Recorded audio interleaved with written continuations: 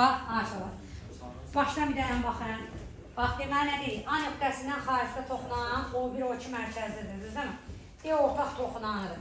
Özümüzdən bir dənə radius çəkdik, bir dənə radius çəkdik. Və bizdən burada əmələ gələn bucağın 90 olduğunu ispat elədik. Burada da bir dənə radius çəkdik, bir dənə radius çəkdik. Qövsə dedik nə? Qövsə dedik 2 alfa. Qövs 2 alfadırsa, bax qövsümüz 2 alfadırsa, mərkəzi bucağımız və yaxud da ki, bura 2 alfa dedim, qövs 2 alfa oldu, düzdürmü? Bunu silək. Qulaq asaq. Bax, qövs 2 alfadırsa, düzdürmü? Toxunanla vəhdlər arasında qalan bucaq alfadır. Bu bir tərəfdə də 2 beta yazdım.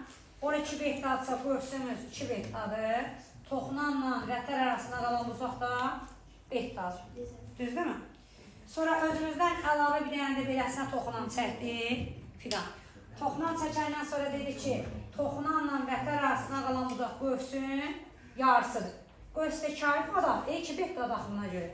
2 betadır, 2 betadır, parası oldu, beta. Yenə, qövs 2 betadır. Toxunanla 2 alfa.